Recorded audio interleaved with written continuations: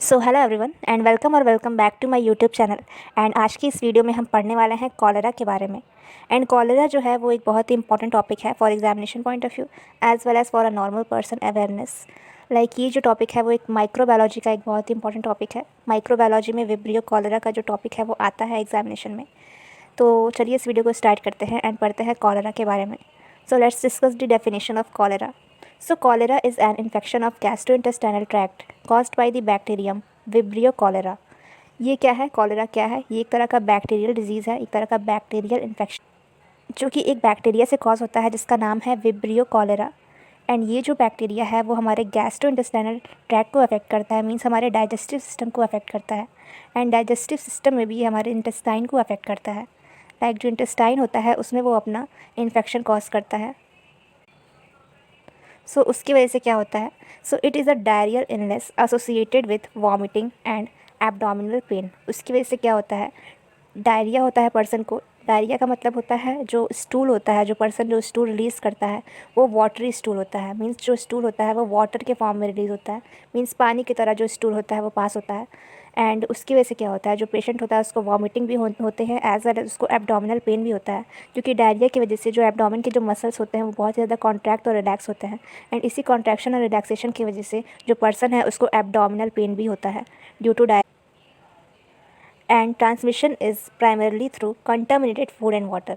And ये जो disease है वो कैसे कॉज होती है, कैसे फैलती है? मीन्स ये जो डिज़ीज़ है वो एक पर्सन से दूसरे पर्सन में कैसे फैलती है? Via contaminated food and water. Contaminated का मतलब होता है जो फूड होता है वो कंटामिनेट अगर वो हो जाता है तो उसको या तो हम लोग ईट करते हैं, या जो वाटर होता है तो उसको अगर हम लोग ड्रिंक कर लेते हैं तो उसकी वजह से जो जो डिज़ीज़ है वो कॉज हो जाती है। सो इसका जो ट्रांसमिशन है वो होता है via contaminated food and water. Okay, so अब हम इस डिज़ीज़ की एटियोलॉजी के बारे में जान लेते हैं कि इसकी कॉज क्या है, ये किस ऑर्गेनिज्म से कॉज होता है। सो ये जो डिज़ीज़ है एक तरह का बैक्टीरियल डिज़ीज़ है, जैसे कि मैं इसको ऑलरेडी एक्सप्लेन कर चुकी हूँ। ये एक तरह का बैक्टीरियल इन्फेक्शन है। एंड बैक्टीरिया में भी ये विब्रियो कॉलेरा से कॉज होता है, जो कि एक तरह का कॉमा शेप्ड बैसिलाई है, एज वेल एज ये एक तरह का ग्राम नेगेटिव बैसिलाई है।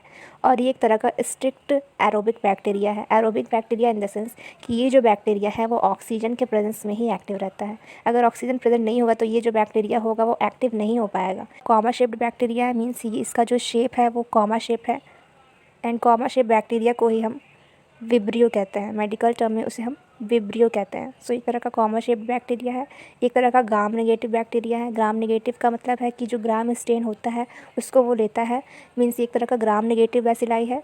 एज वेल एज एक तरह का एरोबिक बैक्टीरिया, मीन्स इसका जो प्रेजेंस होता है वो ऑक्सीजन में ही एक्टिव होता है। ओके, सो ये थी इसकी इटियोलॉजी। एंड अब हम लोग जान लेते हैं कि इसके ट्रांसमिशन के बारे में, कि ये जो डिज़ीज़ है वो एक पर्सन से दूसरे पर्सन में कैसे स्प्रेड करती है। सो जैसे कि मैंने बताया है कि ये जो डिज़ीज़ है वो फीको ओरल रूट के थ्रू। सो फीको ओरल रूट का क्या मतलब है? मीन्स फीको ओरल रूट का ये मतलब है कि अगर जो फूड है या तो कोई वाटर है तो अगर वो कॉन्टामिनेट हो जाता है फीकल मैटर के थ्रू, हाउस फ्लाई जो वेक्टर है उसके थ्रू अगर वो फूड जो है वो कॉन्टामिनेट हो जाता है एंड उसी वाटर को अगर हम लोग ईट कर लेते हैं तो ड्रिंक कर लेते हैं तो वो जो इन्फेक्शन है वो हमारे बॉडी में आ जाती है वाया हाउस फ्लाई। सो ये होता है फीको ओरल रूट। एंड दूसरा जो पॉइंट है वो है consumption of untreated sewage water. Means ऐसे जो पानी होते हैं जो कि उस प्रॉपर वे में उसका सीवेज का ट्रीटमेंट नहीं होता है, वो जो वाटर होता है अगर वो कंटामिनेट हो जाता है तो उसे अगर हम लोग ड्रिंक कर लेते हैं तो उस केस में भी कॉलेरा होने के चांसेस बढ़ जाते हैं। एज़ वेल एज़ अगर कोई अनकुक्ड फ़िश है, मीन्स रॉ या तो अनकुक्ड कोई फ़िश है तो उसको अगर कोई पर्सन कंजप्शन करता है तो उस केस में भी उसे कॉलेरा हो सकता है। या तो ऐसे जो इन्वायरमेंट है जहाँ पे लोग प्रॉपर हाइजीन मेंटेन नहीं रखते हैं तो उस केस में भी उन पर्सन्स को ये डिज़ीज़ हो सकती है। लाइक विलेजेस में या तो अर्बन एरियाज़ में अगर कोई इस तरह का इन्वायरमेंट है जो कि अनहाइजीनिक है तो वहाँ पे भी ये डिज़ीज़ कॉज हो सकती है। एंड ये भी देखा गया है कि ये जो डिज़ीज़ है वो अक्सर मानसून के टाइम पे ज़्यादातर होती है पर्सन्स को। सो ये था इसका ट्रांसमिशन। एंड अब हम लोग जान लेते हैं इस डिज़ीज़ के सिम्टम्स के बारे में। सो सिम्टम्स के बारे में जानने से पहले हम इस डिज़ीज़ का इंक्यूबेशन पीरियड जान लेते हैं। सो इंक्यूबेशन पीरियड क्या होता है? इंक्यूबेशन पीरियड वो पीरियड होता है अगर कोई माइक्रो ऑर्गेनिज्म हमारे बॉडी में अगर एंट्री करता है तो उस एंट्री करने से डे से लेकर अगर वो जो अपना साइन सिम्टम शो करता है उस डे तक का जो पीरियड होता है उसे हम कहते हैं इंक्यूबेशन पीरियड। एंड जो इंक्यूबेशन पीरियड होता है कॉलेरा का वो होता है 12 आवर्स टू 5 डेज़। मीन्स ये जो इन्फेक्शन होगा वो तुरंत हमारे बॉडी में ही अपना साइन सिम्टम शो कर मीन्स 12 आवर्स के अंदर अंदर ये जो अपना सिम्टम्स होगा वो शो करने लगेगा। एंड कभी कभी ये अगर सीवियर फॉर्म में होगा तो 5 डेज़ का भी टाइम ले सकता है अपना साइन सिम्टम शो करने के लिए। So incubation period I hope so कि आप लोगों को क्लियर हो गया होगा। एंड अब जो सिम्टम्स है उसको हम जान लेते हैं। सो इस केस में पेशेंट को सीवियर डायरिया होगा, क्योंकि ये हमारे गैस्ट्रोइंटेस्टाइनल ट्रैक्ट को अफेक्ट कर रहा है, हमारे इंटेस्टाइन को अफेक्ट कर रहा है। तो इस केस में पर्सन को बहुत ही ज़्यादा डायरिया होगा। एंड डायरिया भी एक तरह का बैक्टीरियल इन्फेक्शन है। इसमें भी क्या होता है, जो स्टूल होता है वो वाटरी की तरह स्टूल जो होता है वो पेशेंट को पास होता है। एज़ वेल एज़ पर्सनस को nausea as well as vomiting भी होगी। उस पर्सन को वॉमिटिंग जैसा भी फील होगा। उस पर्सन को डिहाइड्रेशन होगा। डिहाइड्रेशन क्यों होगा? क्योंकि जो वाटर होगा उसके बॉडी से एक्सेस रिमूव हो जाएगा। बहुत ही ज़्यादा अमाउंट में जो वाटर होगा उसके बॉडी से रिलीज़ हो जाएगा। उसकी वजह से उस पेशेंट में वाटर की कमी हो जाएगी, उसको डिहाइड्रेशन कॉज हो जाएगा। एंड डिहाइड्रेशन होने की वजह से उस पर्सन को मसल क्रैम्प्स भी होंगे, उसके मसल्स में अकड़न भी आएगी। एज़ वेल एज़ उस पर्सन को इलेक्ट्रोलाइटिक इम्बैलेंस भी कॉज होगा। मीन्स जो इलेक्ट्रोलाइट्स होते हैं लाइक सोडियम एंड पोटेशियम, उनकी भी कमी हो जाएगी बॉडी में। एंड यही सब जो सिम्टम्स होते हैं वो कॉलेरा के पेशेंट में दिखाई देते हैं। एंड अब हम लोग इस डिज़ीज़ के डायग्नोसिस के बारे में पढ़ लेते हैं कि लाइक इस डिज़ीज़ को हम कैसे फाइंड आउट करेंगे, इस डिज़ीज़ को कैसे हम डायग्नोस करेंगे। सो डायग्नोसिस में हम पेशेंट का स्टूल टेस्ट करवाते हैं। एंड स्टूल टेस्ट से हम ये कन्फर्म हो जाता है कि वो जो बैक्टीरिया है उस पर्सन के स्टूल में प्रेजेंट है एंड विब्रियो कॉलेरा का इन्फेक्शन हुआ है उस पर्सन को।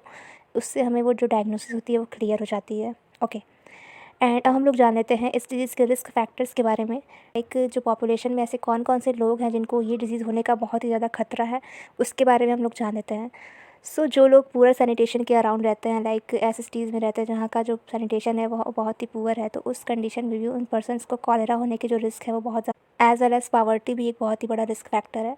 एज़ वेल एज़ ऐसे कुछ एरियाज़ होते हैं जहाँ पे नदी होती है, रिवर्स होती हैं, एंड रिवर्स के अराउंड जो सैनिटेशन होता है अगर वो पुअर होता है तो उस केस में भी जो वहाँ पे जो लोग वहाँ रहते हैं तो उस केस में भी उन पर्सन्स को जो कॉलेरा होने के जो चांसेस होते हैं वो कई हद तक बढ़ जाते हैं। सो ये सारे जो थे वो थे इस डिज़ीज़ के रिस्क फैक्टर। एंड अब हम लोग जान लेते हैं इस डिज़ीज़ के ट्रीटमेंट के बारे में। सो ट्रीटमेंट में लाइक ये एक तरह का बैक्टीरियल डिजीज़ है, तो ट्रीटमेंट में हम पेशेंट को एंटीबायोटिक्स देते हैं। एंटीबायोटिक्स क्या होता है? ये वो ग्रुप ऑफ ड्रग है जो कि बैक्टीरिया पे एक्ट करता है। मीन्स बैक्टीरिया को आइदर किल करता है या तो इसकी ग्रोथ को स्टॉप कर देता है। तो पेशेंट्स को हम एंटीबायोटिक्स देते हैं। एज़ वेल एज़ उस पेशेंट को हम ओरल रिहाइड्रेशन थेरेपी देते हैं, क्योंकि जैसे कि मैंने साइन सिम्टम्स में बताया था कि उससे डिहाइड्रेशन कॉज हो जाता है। एंड डिहाइड्रेशन को काउंटर बैलेंस करने के लिए हम उस पर्सन को ओरल रिहाइड्रेशन थेरेपी देते हैं। इस पे हम ORS सप्लीमेंट वगैरह उस पेशेंट को रिकमेंड करते हैं। एज़ वेल एज़ उस पेशेंट को हम जिंक सप्लीमेंटेशन देते हैं। As well as IV fluids भी देते हैं। एंड IV फ्लूइड्स जो होता है वो इलेक्ट्रोलाइटिक इम्बैलेंस को मेंटेन रखता है। जो इलेक्ट्रोलाइट्स की कमी हो जाती है लाइक सोडियम एंड पोटेशियम, उसको वो मेंटेन रखता है, उसको प्रॉपर वे में फिर वो बैलेंस कर देता है। सो ये था कॉलेरा का ट्रीटमेंट। एंड इसी के साथ जो मेरा आज का जो वीडियो होता है वो ख़त्म होता है। And if you like my video then please do subscribe my channel and share with your friends also. So bye and take care.